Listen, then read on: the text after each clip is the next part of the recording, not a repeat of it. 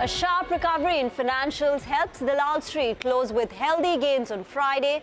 For the week, the Nifty and the sensex regained half of last week's losses. Banks outperformed. The index saw 3%, which is the biggest weekly gain in a month. In this week's edition of Editors Roundtable, we'll focus on the Adani rout, what it means for ACC Ambuja. We put the spotlight on IT stocks. We look at the stocks which had the biggest impact from the budget. I'm Reema Tendulkar. With me are Anuj, Prashant, Nimesh, Nigel, and we've also got our guest editor, Basant Maheshwari, author, portfolio manager of Basant Maheshwari Wealth Advisors. Hi, guys. Longest week, right? I don't know about you guys. I'm looking forward to the weekend. In the morning, I was joking that, Monday was my 43rd birthday, and by today, I'm feeling 45. It's been that long a week. Budget weeks are also, invariably very long, but this one was extremely tiring and exhausting, right? With Adani, FOMC, earnings. I think Adani just took over everything. I mean, nobody spoke about budget also to a larger extent, right? I mean, it was all about Adani from Monday to Friday. Every day, some of the other news, stocks falling. It was like all over the place. So it's actually dominated the mind space of every investor this week. We got the TGIF rally, right? We got the TGIF rally, and actually, I just want to quickly put up a couple of things before we move any further. So I think Friday was the first day, really, when the market got out under from this Adani story, right? And it looks like it perhaps is, it's looking better. It's looking much better out of the ICU, perhaps into the general ward, and maybe out of the hospital very soon as well. And I think this is good. And this is something that we've been saying for a while, that the broader impact of the impact on the broader market of the Adani story perhaps should diminish over a period of time. And I think that process has already started, as we saw on Friday. Amidst all of this, what has happened is the global market is looking much better, right? I mean, the Nasdaq particularly is up 16% on a year-to-date basis. And what is the market they're pricing? It's pricing in no recession, and it's pricing in that the Fed will be, dovish, pivot, whatever, right? So it's almost like a Goldilocks kind of situation. Although I think it's not that the thesis has not been put to test.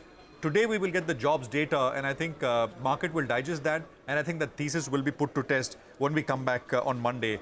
It could turn out to be both ways. I mean, the market could be smacked if the jobs number is very hot, and everybody starts worrying about the fact that the labor market, which is the number one thing the Fed watches, is still very, very tight. So it's an important one. FIIs have been selling, and we've heard this over and over again, that FIIs are selling expensive markets and they're buying cheap markets, the reverse of what has happened. But I just want to put out one data point. The Chinese market is now up 60% from the October lows. It's now not trading at 11, 12 times. It's trading at 18 times one-year forward earnings, which by its own historical average and by other yardsticks is not cheap at all. So I think at some point there will be a reversal of the reversal, which is, you kind of go back to what foreign investors have done, which is buying the high quality markets like India and a couple of others as well. The only problem has been corporate earnings, which I think have seen more downgrades as compared to upgrades. And this is true for consumer sector, but so many others. It started right from the word go, and it's continued all through the earnings season. Just two levels on the Nifty. We're very close to the 20-day, which is now at 17,896, with I think 100, 150 points away. On the Bank Nifty also, we're almost there, some 400 points. 41,821 is the 20-day for the Bank Nifty. So you cross those near-term kind of moving average levels, and then you look up ahead. And hopefully, as I said, the broader market impact diminishes, even as that issue, I don't think is going to fade away very soon. It'll continue to fester in some way or the other. You'll keep getting headlines, but the market hopefully moves on. Okay, let's take stock then of what the dealing rooms, what the stock market participants were up to this week, Nimesh. It was a very tough week for not only for investors but even for the traders. The way the stocks have corrected 40, 50, 60% of the Adani Group stocks, and actually it's cleaned out a lot of traders, so to speak. The big theme of FI selling continues, as even Prashant pointed out. Money is moving out of India. That's been a big theme. Earnings have been quite mixed so far, so there is no big earnings support as well. I guess next week there is the IBA policy that's going to have a center stage, and the fact that a lot of the Adani Group's companies are going to report earnings, right? So it will be like everybody's going to look at with a microscope as to what they report, cash flows, cash numbers and everything. So I think that's going to dominate next week as well. But the bigger theme is the money keeps going out of India from the larger FIs. Absolutely. And I think, as Nima said, next week is very important because we have the RBI policy, and especially after the budget.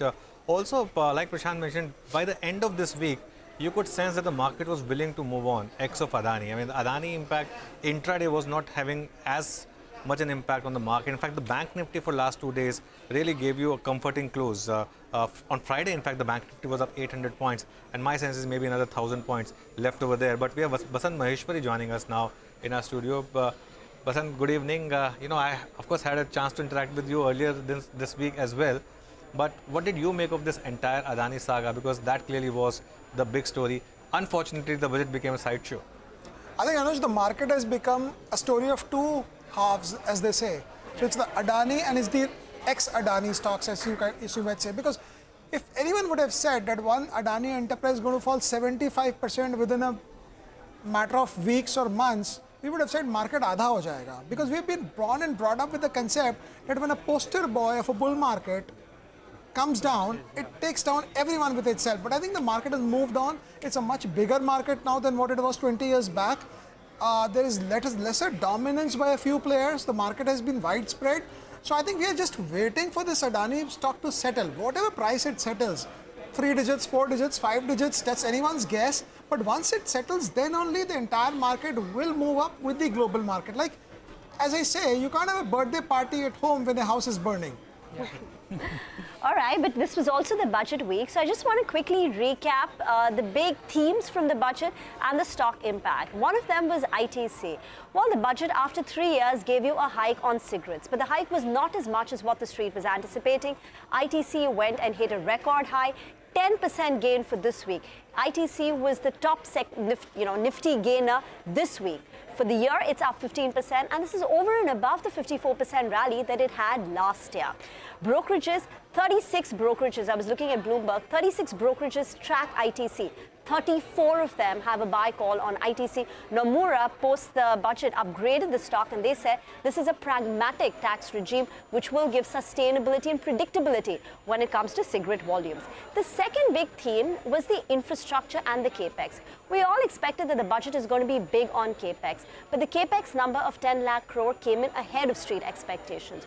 The favored budget capex play was Ultratech Cement, and in a way it was also because competition, the sentiment and competition was hit, and people are now anticipating that perhaps the competition, ACC Ambuja, is going to be a little less aggressive going ahead, which should favor Ultratech Cement. And the third one, and that's on the way down, was HDFC Life, right? If you strip out Adani Enterprises, HDFC Life was the biggest weekly loser.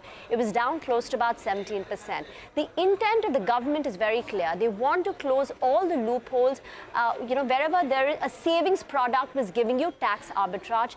The street fears that there is going to be more to come, and therefore if growth rates for insurance companies is going to be hit, then perhaps the valuations also need to come down. So, these were the three big stocks. ITC up 10% this week. After that, it was Ultratech Cement, 7% gain for the week. And on the way down, HDFC Life was down close to about 17%.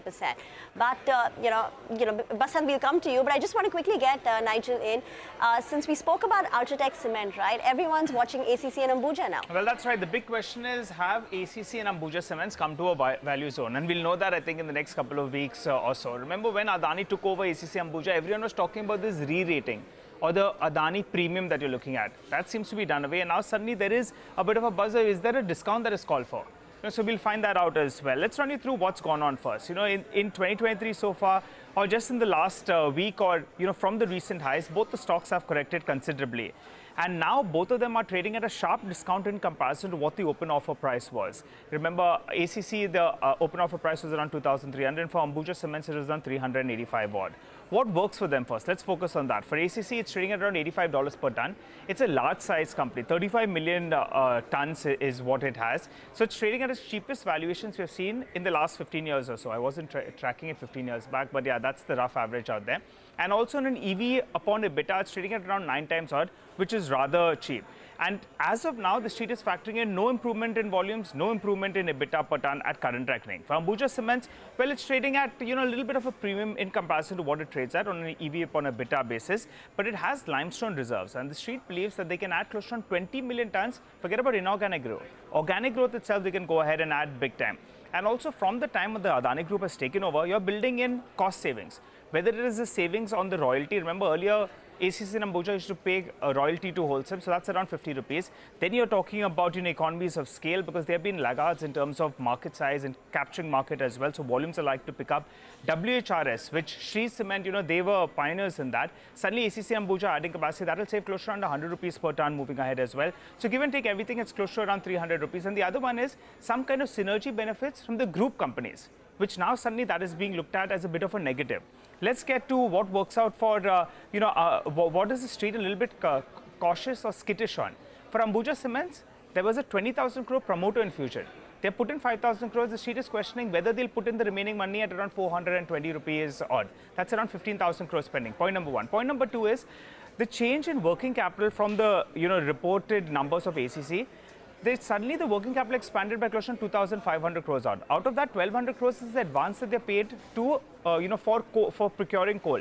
The street suddenly is a little bit cautious from where have they procured it, why are they paying in advance for coal. So both those two are making the street a little bit skittish. But otherwise, the margin of safety is there, because both of them, they throw up a lot of cash flows. Combined, the entity throws up close to around 5,000 crores of cash every year. And also they're sitting on cash balance of close to around 10,000 crores approximately. So that's what makes both these two assets, the street is looking at it and believes that there is value at some point of time. But before we get Basant's view, let's hear out what the finance minister had to say on this entire Adani saga that's playing out.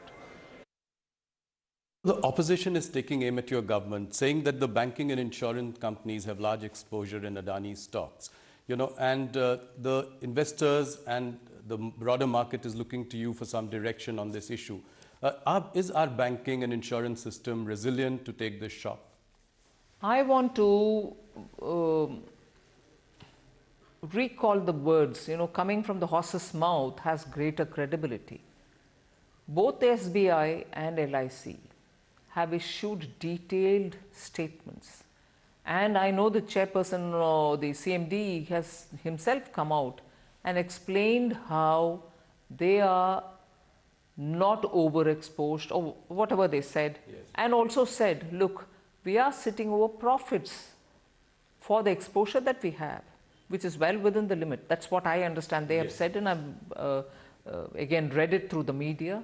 India remains as before an absolutely well-governed, stable government, and also very well, regulated financial market. All right, Basant, I wanted to ask you, what's your view on ACC and Ambuja Cements? The re-rating, was it called for in the first place? Did they buy it at a very expensive valuation? How do you approach both these two names? And if not them, then from the cement pack, what do you like? See, fundamentally, if Adani as a group doesn't get money, then everything comes to a crunching halt. And I'm not making a forward-looking statement. What I'm trying to suggest is, what do the promoters get out of Ambuja? Dividends. That is after 1 year. But the debt that they've taken to service the buyout will have to be paid in interest and installments every time. So the first question is, does Ambuja and ACC go to 150, 140 million capacity over 5 years as they've envisaged?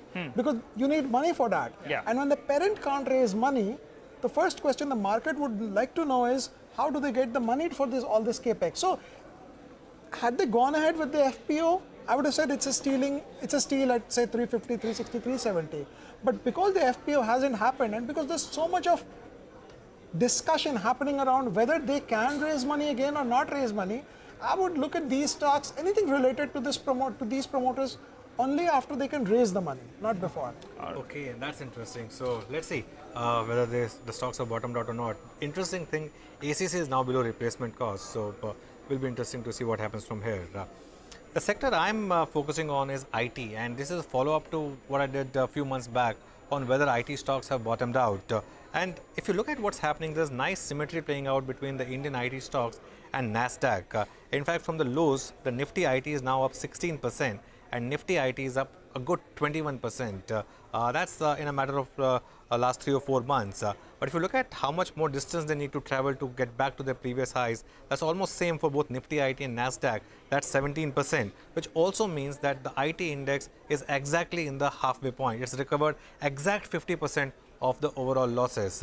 Now, if you apply the simple technical analysis, you have 33% stop, then a 50% stop, and then a 66% retracement. So 66% retracement comes in at 33,200 thereabout on the Nifty IT versus current level of 30,500, 31,000 thereabout. But in terms of individual stocks, what's interesting is that the big rally has been led mainly on the Nasdaq by 3 or 4 stocks. Meta, for example, is up 110% from its recent lows. Tesla is up about 85%, and you have Amazon, which is up 50%. Others have also done well, but still not as much. 23% for Microsoft, 21% for Apple, and for Alphabet is 29%. In India, the IT rally has been more broad-based. If you look at the individual stocks, more or less almost all of them have had a decent rally. HCL Tech has led it with 30% move. TCS with 19% and Infosys with about 18%. In the mid-cap IT though, it's really Persistent and Coforge, the 2 highest beta stocks which have done the best. Persistent is up 56%, Coforge is up 35%, and both have come out with really good set of numbers. And First Source ahead of numbers is making a bit of a move, and LTI Mindtree after that strong commentary. Now what's changed is almost something which we had earlier also said that this is how perhaps the stocks do bottom out. If the Fed gives an indication that perhaps interest rates have peaked out, and in that case the valuation reset which was on, that gets stopped. And on the other hand, if you see some kind of return in top line and margin, which is something which some companies have shown, but still you would need to see next quarter. And of course, as Prashant mentioned earlier, we still need to see whether we have reached terminal rate or not, and that we'll still need to watch out for the US data. And lastly, the big joker in the pack is if the US goes through a recession, because if that is the case, then all bets are off. But Basant, what's your view on the IT stocks? You reckon that the worst is over, and could these stocks be outperformer, or would they be at best market performers from here? No, I think they would perform well, but you can't compare Indian IT companies with Meta, because Meta also falls 90%, 80%. So these guys didn't fall 80, 90%, they fell 50, 60%. Yeah. So I think a right comparison would be Microsoft, as you suggested, or maybe an Apple, which didn't fall so much. Yeah. I'm not suggesting you can compare these two companies, but in terms of price, if you want to look at it. But broadly, if you see, the globe's problem from a stock market's perspective were A, Nasdaq, and B, Tesla. These were the 2 stocks that were all over the newspapers, and they were the 2 who were just falling down. So the problem was never with a Walmart so much as it was with a Tesla or a Meta. So when your problem areas are leading the market up, it means that you are behind the problem. Otherwise, had Dow been outperforming Nasdaq last week, I would have said the problem for the globe still remains. But the Nasdaq is outperforming Dow for the last 10 days. Yeah. So that makes me think that probably we are nearing it, because Nasdaq is more related to interest rates than the Dow. Exactly. So I think the Fed also, the first time, you will have economists and you will have commentators and people like you figuring out how many times he's used a particular word in this speech and how many times he's used it in the previous speech. So we can't keep count of that, but even if you look at that, the number of times he's used certain words, I don't know what those words were, is more this time than it was. Disinflation, right? Disinflation, right. So you got it. So that's by the way, you guys were talking about Meta, Microsoft, Amazon, etc. The junk part of the market is ripping. That's where you make rallying. The maximum money. That's what I'm saying. Like there's a company called Cloudflare. The 30% of the world's internet passes through Cloudflare. It's doubled. Yeah. यहाँ double करने के लिए तो 4 साल चाहिए. Who remembers GameStop, Bath and Beyond? AMC. Those are the kind of, the worse off, the stocks are rallying more. And that is a classic sign of risk on, which is happening in the tech industry. Because you don't assume bankruptcy. Yeah. That's why they were the worst companies. You assume bankruptcy, that made them worst. So when you don't assume bankruptcy, they go up the most. Time for a short break, but do stay on. We'll continue to decode the week on Dalal Street on the other side.